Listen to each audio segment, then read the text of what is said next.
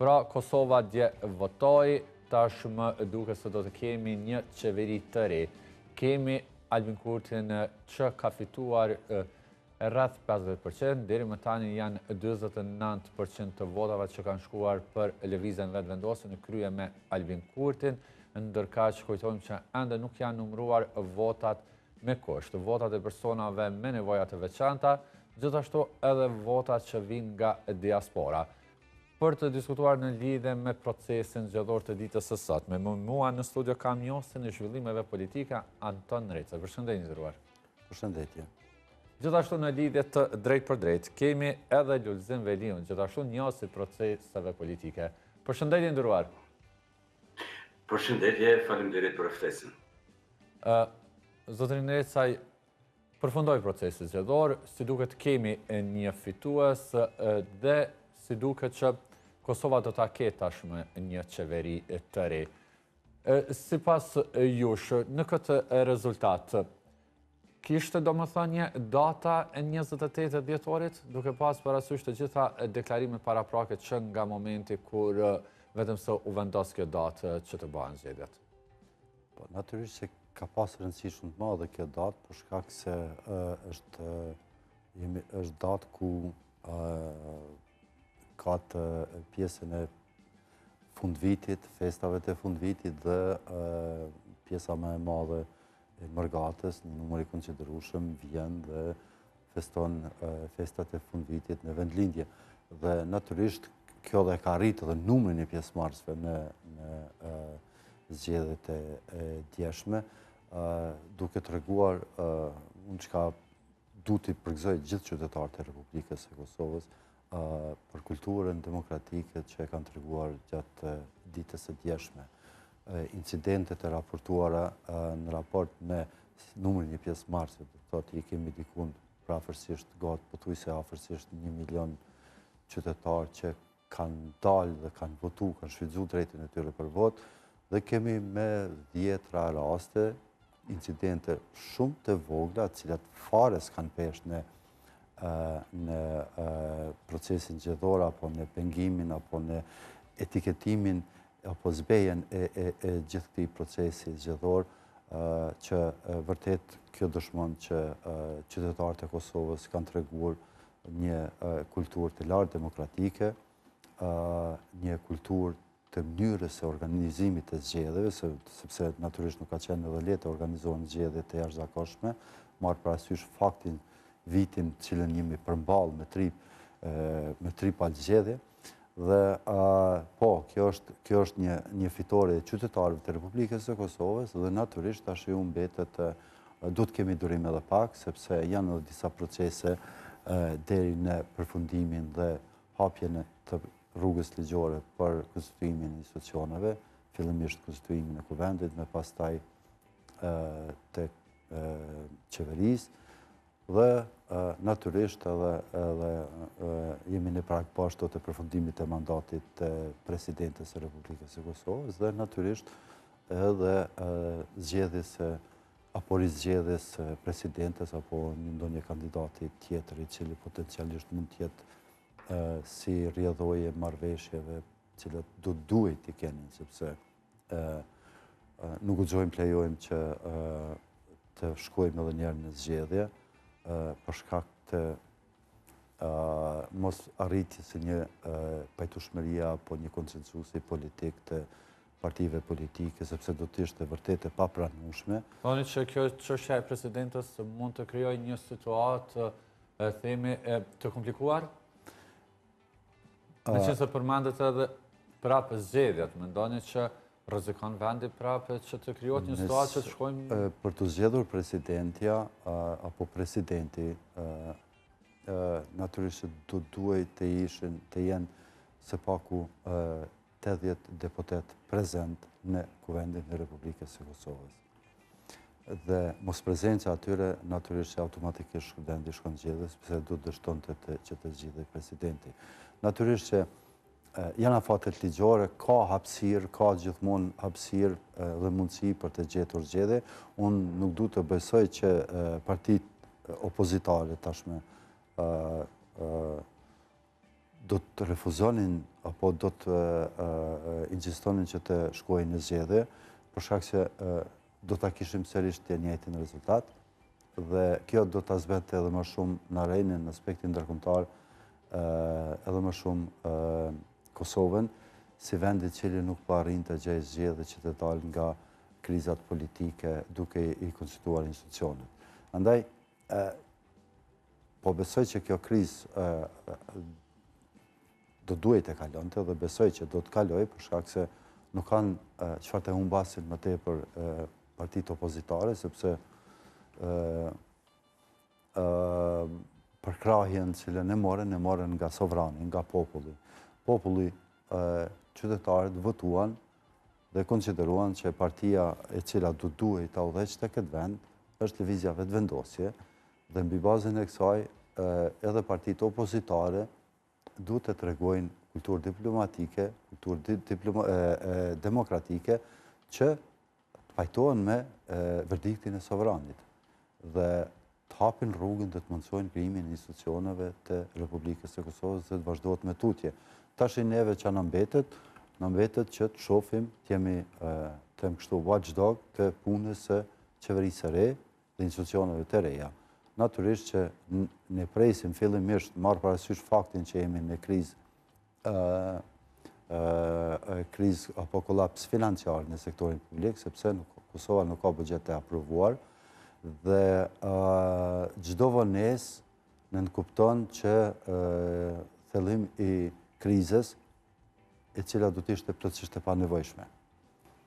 Andaj hapi i parë që do duhej natyrisht që pasi të përfundoni gjithë procesi i numërimit të votave dhe shqyrtimit të ankesave, qoftë në panelin zgjedhor për ankesa dhe parashtresa dhe në Gjykatën Supreme, atëherë vim në epilogun ku do duhej, ku besoj që shumë shpejt, edhe bazuar në praktikat e mëhershme, do të brenda 30 ditëve i gjithë procesi ka marrë epilog dhe brenda 30 ditëve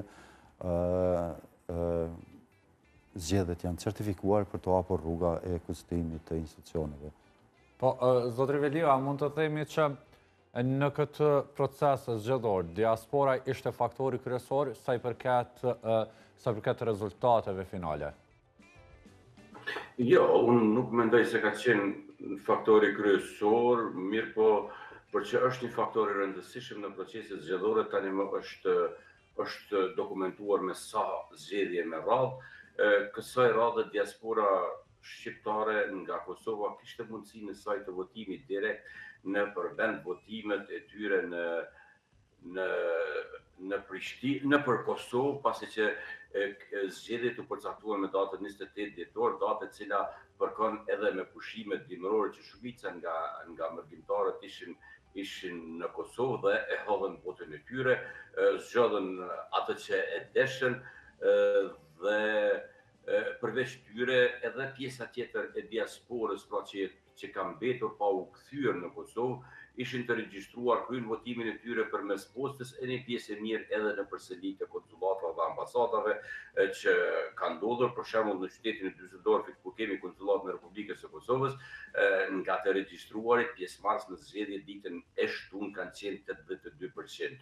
Pra 82% atyre që janë regjistruar kanë hedhur votën e tyre për zgjedhjet e përgjithshme në Kosovë dhe unë nuk mendoj se duhet mirët si diaspora bëri ndryshimin apo me disa përllogaritje që bërëm nga disa që janë marrur me pjesën e exit poll-it, por edhe me studimin e gjithë asaj çfarë ka ndodhur, ndoshta vota e diasporës ka mundur të sjellë ndryshim deri në 3 deputet më shumë për lëvizjen vetëvendosje dhe si e tillë është e pranueshme dhe unë mendoj se tani është momenti që të gjithë të reflektojnë dhe atë që nuk e kanë bërë në 4 vitet e kaluara ta bëjnë, pra në këtë rast opozita, të merret me veten e tyre, të fillojnë një reformim të brendshëm, jo vetëm në zgjedhjen apo në emërimin e kryetarëve siç ka ndodhur në ndjenjën demokratike, pasi që u po qartë se nuk është një kryetar i cili ka arritur ta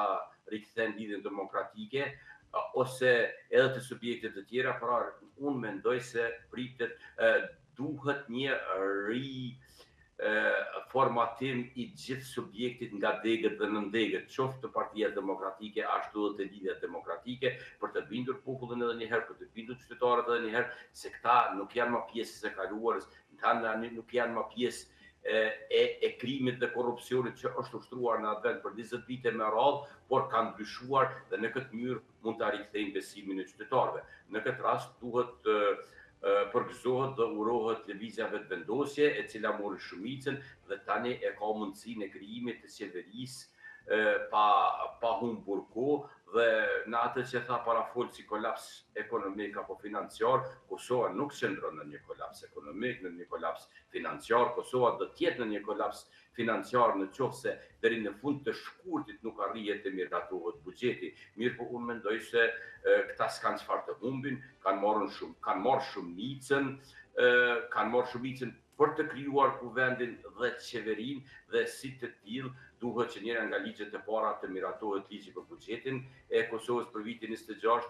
Unë mendoj se opozita në këtë rast duhet të jetë bashkëpunuese, sidomos në marrëveshjet ndërkombëtare, të cilat sjellin përfitime edhe financiare për vendin tonë. Pra, sa më parë që është e mundur, duhet të bëhen marrëveshje të cilat janë duke pritur në kuvendin e Kosovës, të përfitojnë financiarisht, ndërsa qeveria dhe lëvizjave të vendosje duhet të ulë kokën, të mos tregoj arrogancë me numra, por të merren më tepër me zhvillimin e vendit, të merren më tepër me problematikat që ka Kosova, dhe nuk duhet harruar se në mars, pra sipas afateve kushtetuese, në muajin mars duhet kemi edhe votimin e presidentit apo presidentës së Republikës së Kosovës. Unë mendoj se gjëja më e mirë që do duhet të ndodhte në këtë rast, zgjedhja e presidentit apo presidentës të bëhej me një marrëveshje në mes të subjekteve politike. Një model shumë i mirë është Gjermania, për shembull, se po e them Gjermania me që vetë jetoj që sa vite në Gjermani, dhe në të gjitha rastet kur njëra forcë ka pasur pushtetin, gjithmonë është praktikuar që pozita e presidentit t'i lehet forcës tjetër. Por unë në Kosovë do të kisha preferuar që në kryet e institucionit të presidentit të vijej një emër konsensual, jo politik, jo njërin nga subjektet politike, qoftë pozitës, qoftë opozitës. Gjëja mirë do të ishte të vi dikush nga bota akademike, jo nga forcat politike, qoftë të pozitës o opozitës, mirë po mund të jetë propozim nga opozita, që do pranohet edhe nga opozita, të marrë votat dhe të mos humbim kohë me zgjedhje të një pasnjëshme, pasi kemi kaluar një vit të tërë që Kosova punë të vetme ka pasur vetëm zgjedhjet. Pra është dëm i madh që Kosova ka kaluar një vit të tërë pa asnjë ligj të miratuar nga kuvendi i Republikës së Kosovës. Kosova ka kaluar një vit me një qeveri në detyrë, që kjo është e papranueshme në botën demokratike, dhe një gjë e tillë ka ndodhur vetëm te ne. Deri më tani nuk dihet as edhe një vend tjetër që të ketë kaluar një vit të tërë me qeveri në detyrë. Pra, domosdoshmërisht sa më parë që është e mundur me mbylljen e procesit zgjedhor, pra me certifikimin e rezultateve, me njëherë të futen në punë për krijimin e institucioneve dhe të kemi një dialog, të kemi një konsenzus që për fat të keq shoqërisë kosovare është duke i munguar me kohë të gjatë, pra konsenzusi në mes të subjekteve politike. Kjo është një domosdoshmëri që duhet të ndodhë tani, sepse Kosovën e preshin shumë punë të mëdha. Nuk duhet harrojmë, përveç marrëveshjeve ndërkombëtare, përveç presidentit, Kosova është edhe në një proces të dialogimit me Serbinë, që tani po bëhen gati 2 vite që kanë ngecur në atë vend, dhe sa do të kalon koha do të ketë një presion. Një gjë e tillë është parë edhe javëve të fundit, kur kemi pasur edhe reagim nga Shtetet e Bashkuara të Amerikës, të cilat me dëmos e dëshirojnë që të kemi një marrëveshje të përmbyllur, pasi që bota është e mbushur me problematika dhe ata nuk e dëshirojnë një vatër të ri të krizave e më së paku në Kosovë. Pra, këto janë detyrimet që e presin qeverinë. Unë mendoj se qeveria do të jetë në një presion të shtuar, qeveria e ardhshme, pra do t'jetë në një presion të shtuar nga faktori ndërkombëtar, pra për t'i bërë këtë punë. E punë të tilla më së miri bëhen së bashku. Pra, në anën tjetër, ndalemi pak edhe tek partitë të tjera. Në këtë rast e kemi Lidhjen Demokratike të Kosovës edhe Partinë Demokratike të Kosovës, të cilët në këtë legjislaturë të ardhshme do të kenë më pak deputat. LDK-ja do të ketë 5 deputat më pak, PDK-ja do të ketë 1 deputat më pak. Në anën tjetër, kemi nismën socialdemokrate e cila nuk arriti që ta kaloj pragun. Zotri Ndrecaj, a mund të themi se pse ky rezultat për këto partitë të cilat konstant kanë deklaruar se presin rezultat shumë më të mirë, patëm edhe liderët e këtyre partive që pas zgjedhjeve u deklaruan dhe pranuan përgjegjësitë sa i përket këtij procesi zgjedhor. Po natyrisht pritshmëritë kanë qenë më të mëdha nga liderët, por që rezultati është ky që është. Faktori kryesor është që duhet punohet më tepër. Duhet të ketë organizim, duhet të ketë qasje më të parafërt me qytetarët, me votuesit potencial, cilët mund të votojnë këto dy parti, dhe duhet të ketë dialog brenda vetë partive.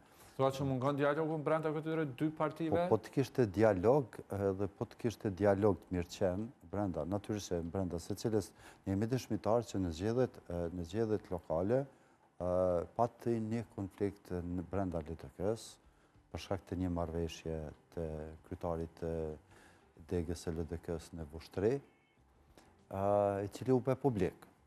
Aty mori një goditje LDK. Pastaj e kemi Drenasin me komunën e Drenasit, ku PDK mori goditje. Dhe si pasoj, pati një ndryshim të udhëheqësisë, respektivisht të dorëheqjet e kryetarit të Partisë Demokratike dhe zgjedhjen e kryetarit të ri. Natyrisht se bara e përgjithësisë u bie fillimisht kryetarëve, me pastaj kryesisë së partive. Në këtë rast, humbsi më i madh i këtyre zgjedhjeve është Lidhja Demokratike. Lidhja Demokratike konsideron në humbsin më të madh të zgjedhjeve. Sepse Lidhja Demokratike në asnjë komunë nuk ka fituar. E para, Lidhja Demokratike ka humbur votat dhe votuesit e Lidhjes Demokratike kanë votuar, sipas gjitha gjasave, kanë zgjedhur të votojnë lëvizjen vetëvendosje. Pra thua që elektorati i LDK-s në këto zgjedhje ka kaluar tek vetëvendosja. Kështu po rezulton, sepse ku ikin ato diku, nëse s'gaboj, 40.000-50.000 vota janë të më pak nga të Lidhjes Demokratike në këto zgjedhje, dhe ku shkuan ato vota?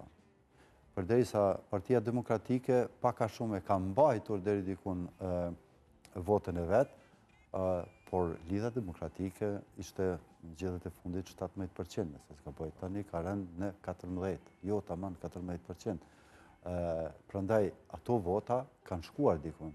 Se sipas jush Lidhja Demokratike e Kosovës nuk arriti as ta ruaj votën që kishte paraprakisht në zgjedhjet e shkurtit të po këtij viti. Sepse nuk bëhet fushat vetëm në salla, fushata bëhet drejt për drejt me qytetarin. Jo të organizosh fushata në salla, dhe t'i ftosh qytetarët, marrin pjesë aty dhe dëgjojnë ty. Sepse konsideroj që fushata bëhet kur lideri, partia, i ndëgjon qytetarin, i ndëgjon votuesin se çfarë duan ata. Cili është vullneti i votuesve. Andaj, këtë gjë unë konsideroj që këtë gjë nuk e ka bërë Lidhja Demokratike, nuk kam pa unë në ndonjë aktivitet, ndoshta ka pasur aktivitete, po jo të shtuara, ashtu si që duhet të ishin, pavarësisht që periudha e fushatës ka qenë kogja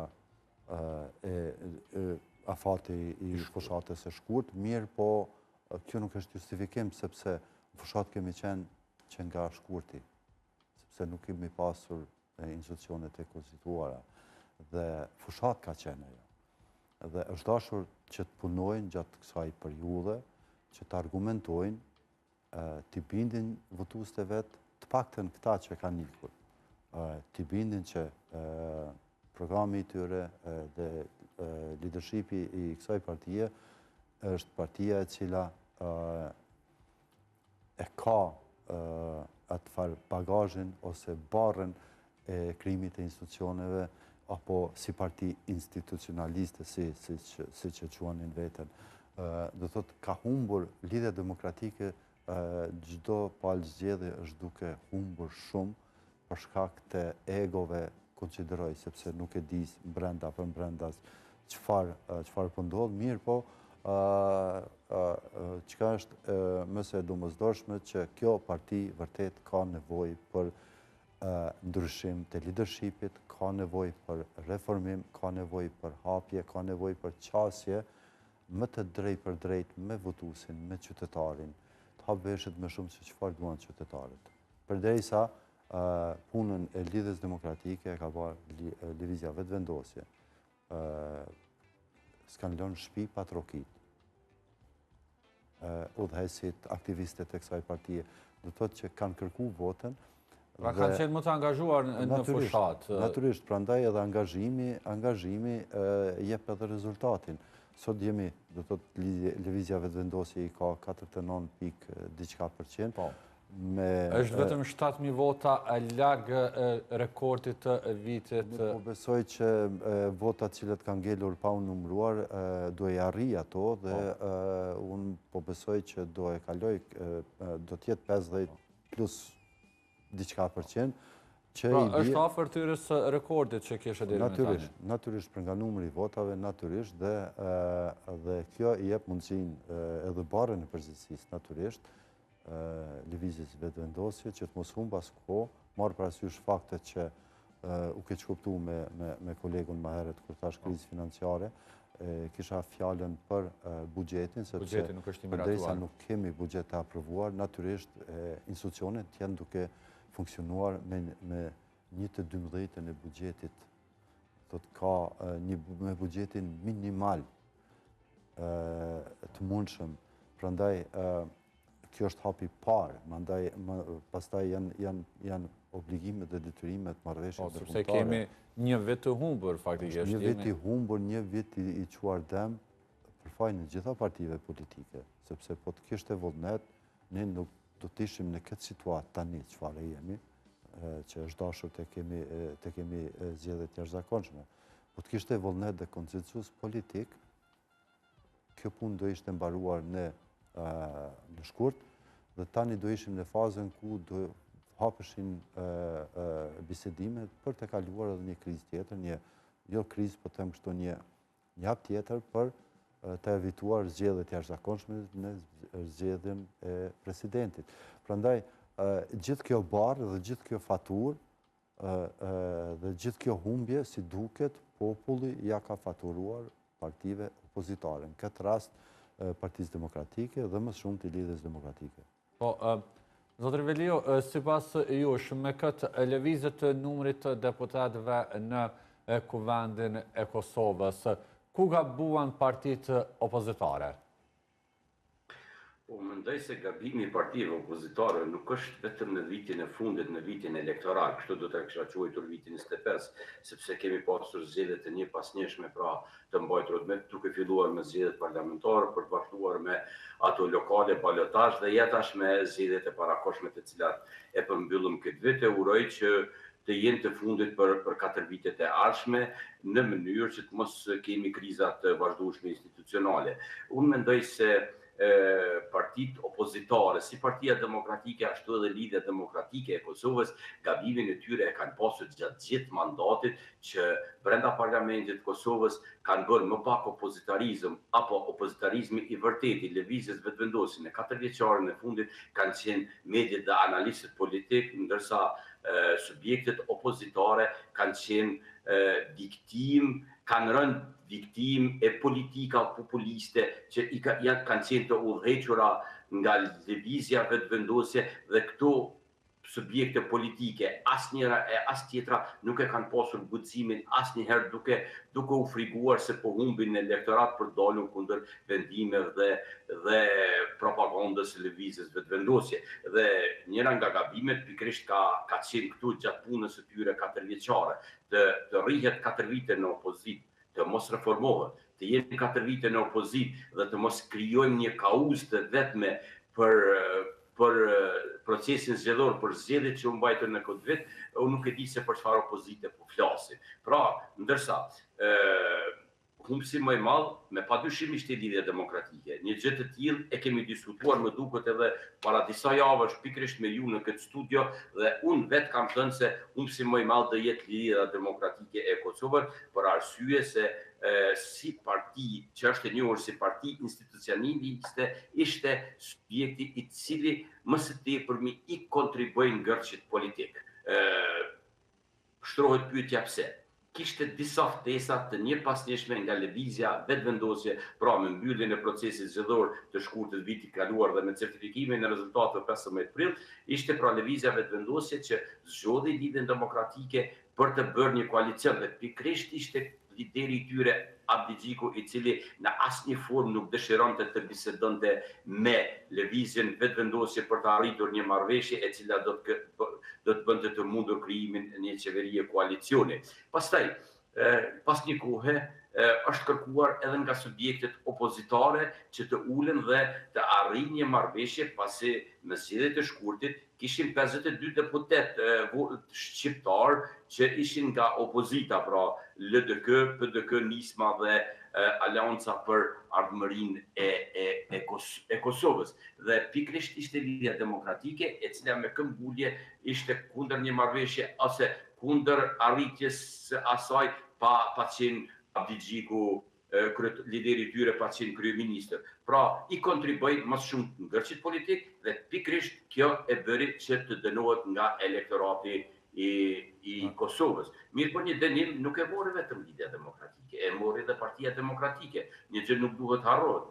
Partia Demokratike ka një deputet më pak se në zgjedhjet e shkurtit, por në zgjedhjet e shkurtit Partia Demokratike ishte e vetme, ndërsa tani në këtë zgjedhje Partia Demokratike kishte një koalicion edhe me listën Familja dhe si e tillë del humbse, domethënë që ka humbur mandate dhe ka humbur numrat e tyre. Ndërsa sa i përket nismës socialdemokratike ishte një gjë e pritur që ajo e vetme nuk do të arrijë të kalojë pragun, as optimistët më të mëdhenj, por unë besoj që as vetë kryetari Limaj nuk e ka pritur që do të arrijë të kalojë. Ishte fati i keq që ata nuk arritën një marrëveshje koalicioni me Partinë Demokratike, që për mendimin tim një marrëveshje e nismës me Partinë Demokratike do të ishte shumë në natyral se koalicioni apo marrëveshja e Partisë Demokratike me listën Familja. Dhe si të tillë të gjithë së bashku dolën humbës dhe tani atyre nuk mbetet gjë tjetër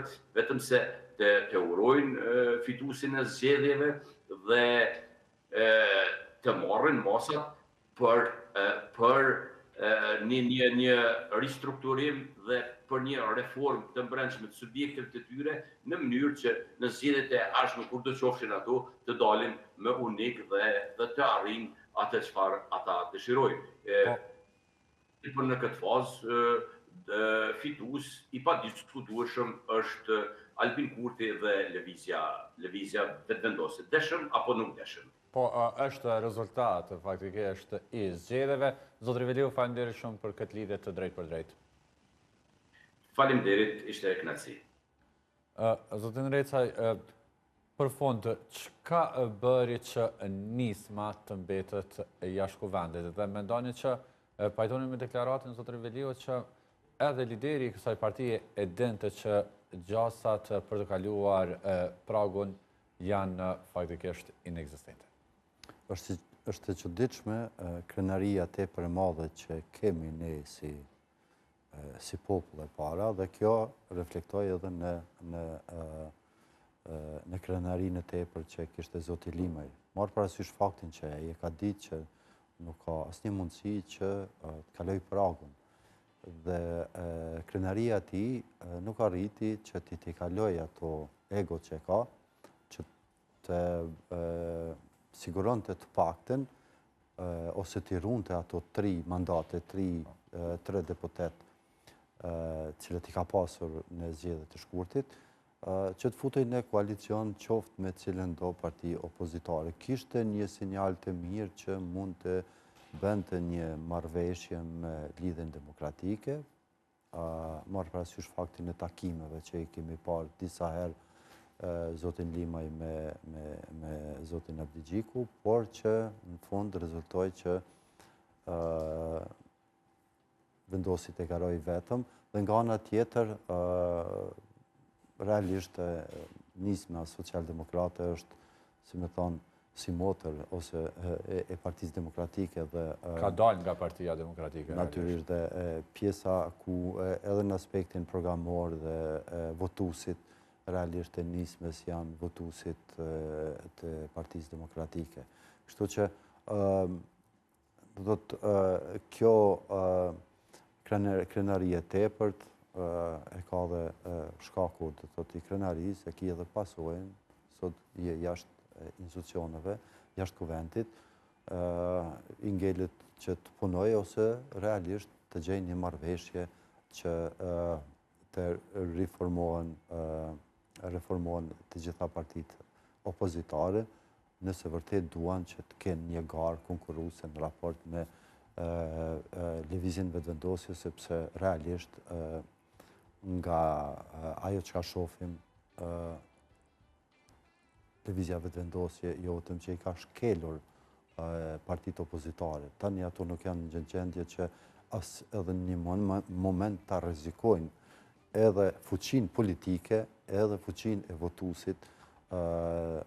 votuesve kundrejt lëvizjes vetëvendosje. Andaj, nëse vërtet ata duan që t'i kthejnë votuesit e vet, t'i bindin qytetarët, duhet punojnë shumë.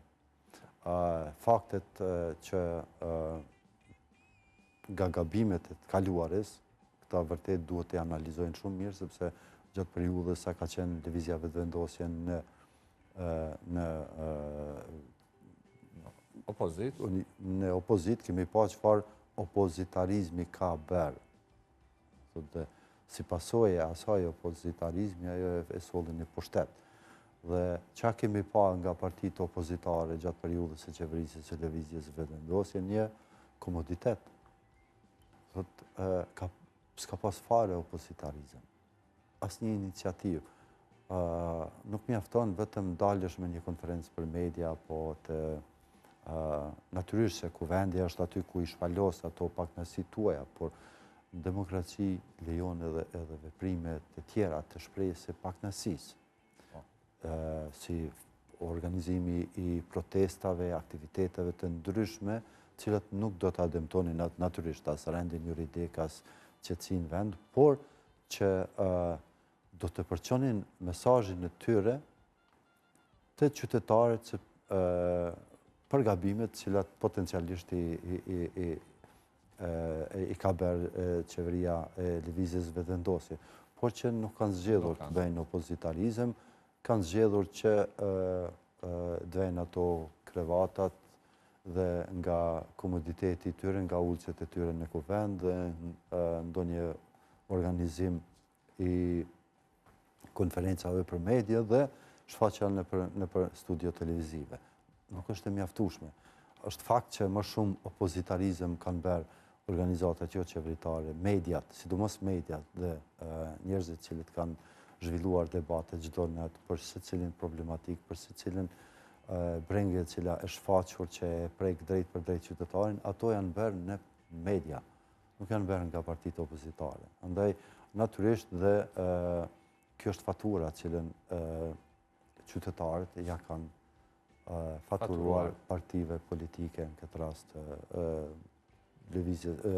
Partisë Demokratike dhe Lidhjes Demokratike, e veç mas Lidhjes Demokratike, sepse është vërtet momenti që të reflektoj kjo parti, sepse marrë parasysh faktin që në një periudhë ka qenë shtyse gjitha proceseve dhe deri në pavarësi. Prandaj, marrë parasysh edhe bagazhin historik që e ka kjo parti, është vërtet e papranueshme që të ketë një rezultat kaq të ulët.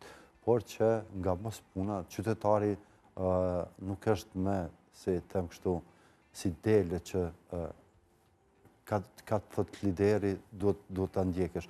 Qytetari kërkon përgjithësi, veprime. Dhe kemi rastin